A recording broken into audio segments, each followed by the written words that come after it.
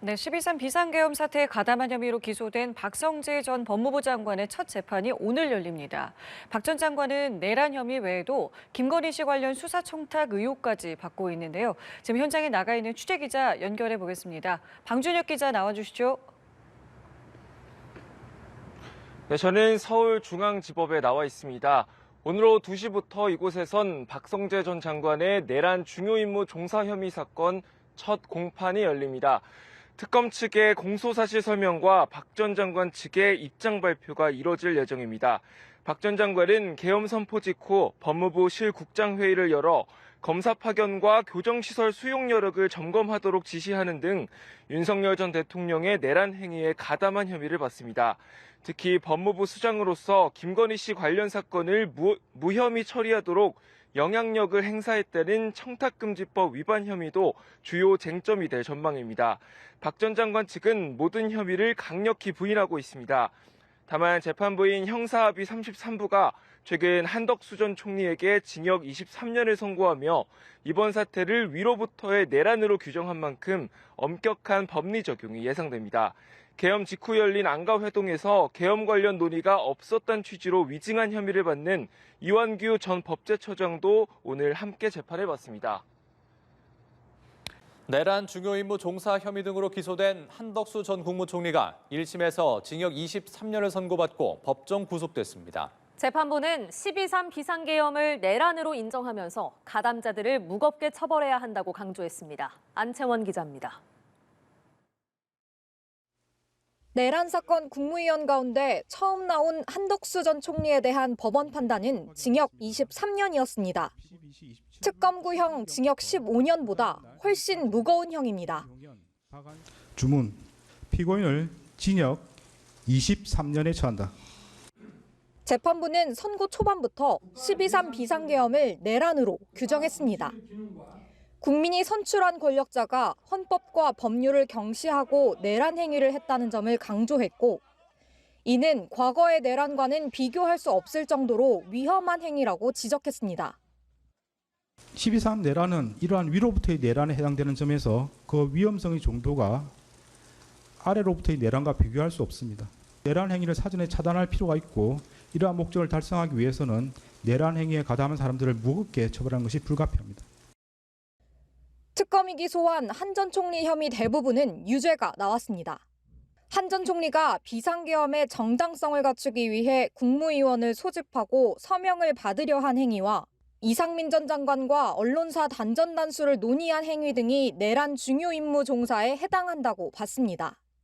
비상계엄 사후 선포문 폐기와 헌법재판소 위증도 모두 유죄로 판단했습니다. 재판부는 한 전 총리가 계엄을 말릴 기회가 있었음에도 한 번도 하지 않았다며 내란 필요성에 동의한 것으로 인정된다고 봤습니다. 12.3 내란이 성공할지도 모른다는 생각에 이러한 의무와 책임을 끝내 외면하고 오히려 그 일원으로서 가담하기로 선택하였습니다.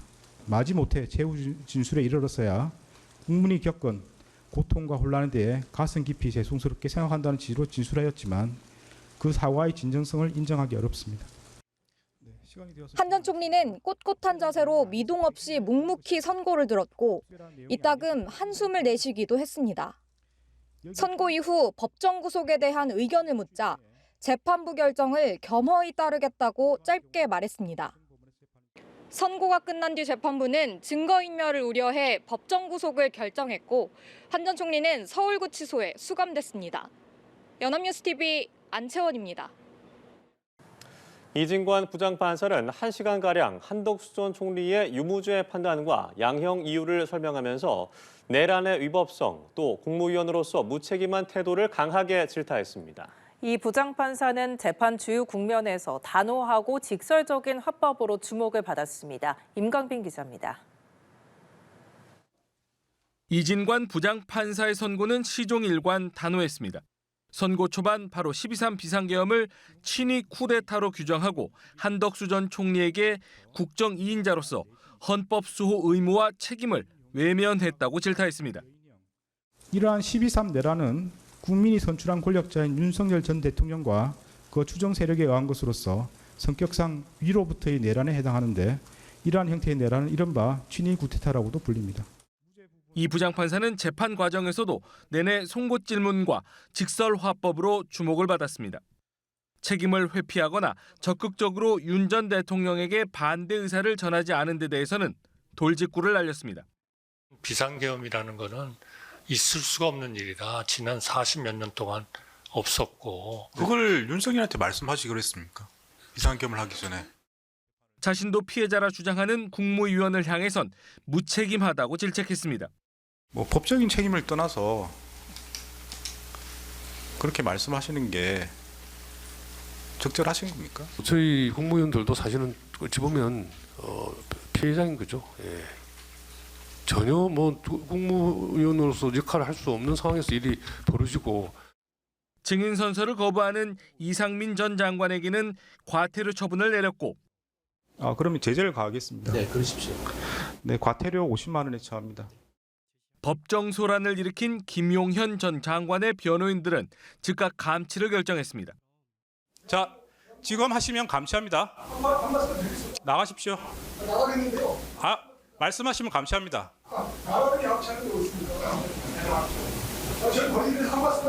나가십시오. 자, 감시합니다.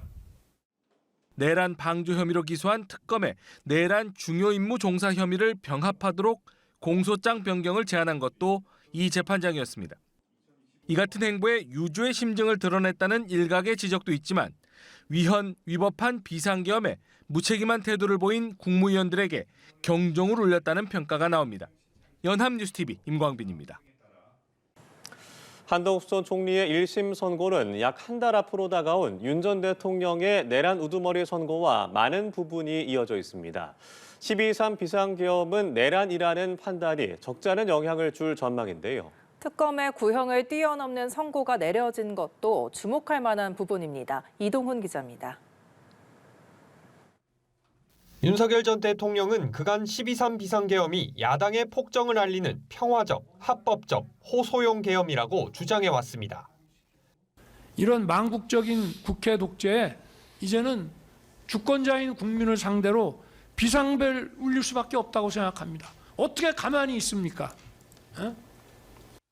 하지만 한 전 총리 1심 재판부는 계엄은 국헌문란 목적의 폭동, 내란이라고 규정했습니다.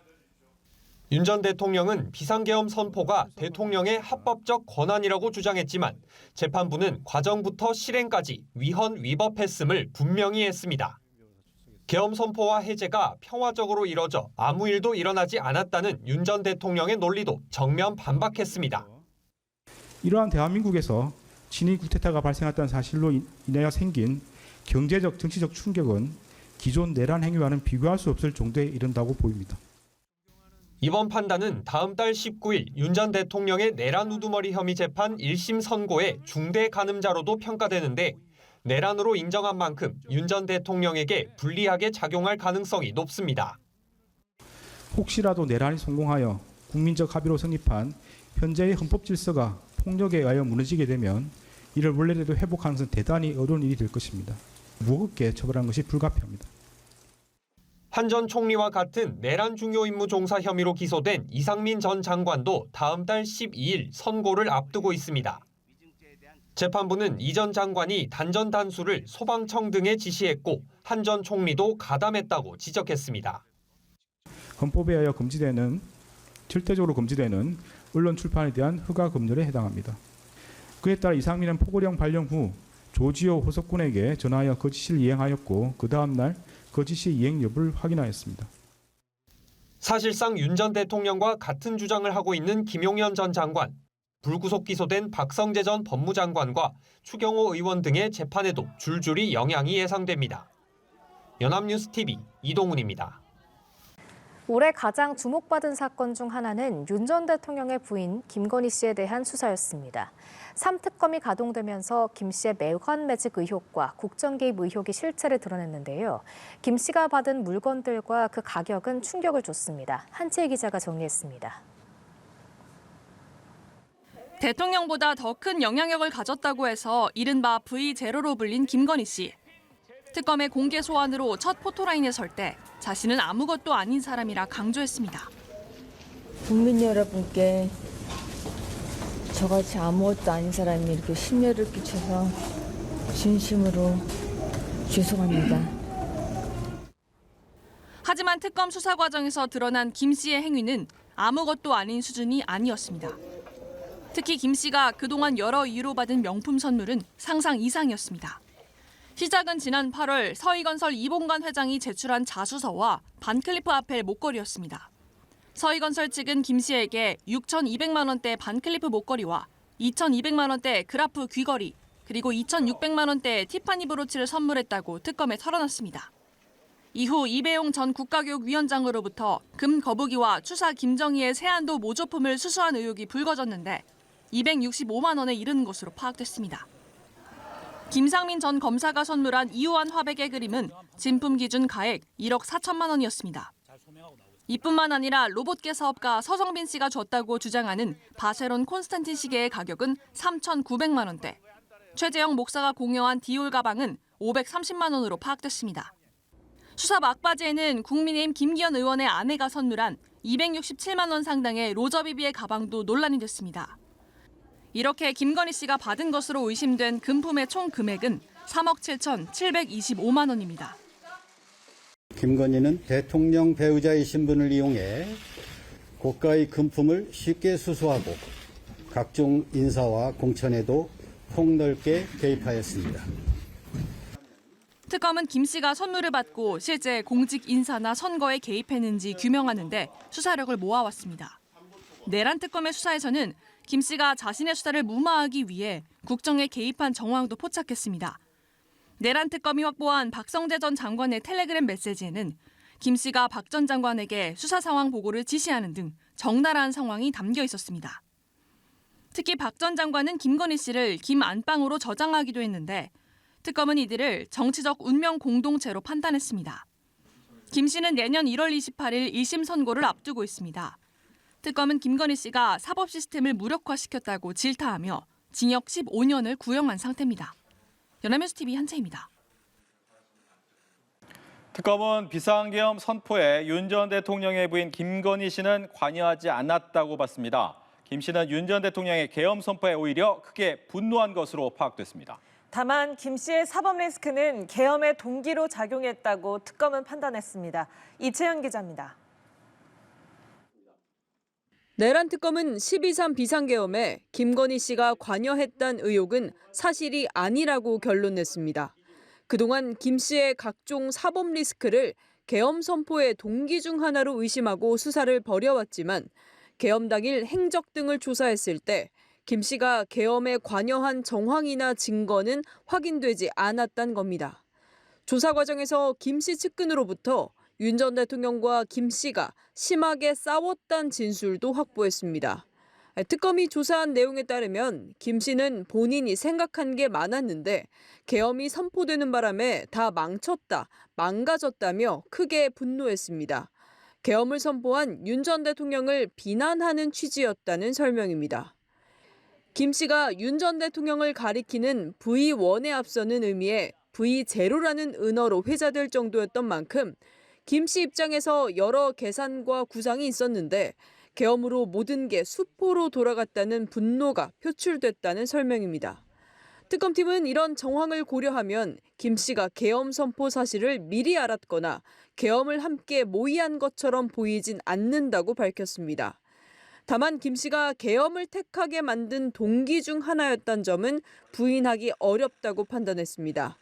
계엄 선포의 목적 또 핵심 동기는 권력 독점과 유지였지만 직접적 요인은 아니더라도 정권 초기부터 불거졌던 아내와 자신을 향한 리스크 역시 일거에 해소하겠다는 마음도 있었을 거란 겁니다. 실제 윤 전 대통령 부부가 자신들을 겨냥한 수사 국면마다 박성재 전 법무장관을 통해 무마한 정황도 속속 드러났습니다.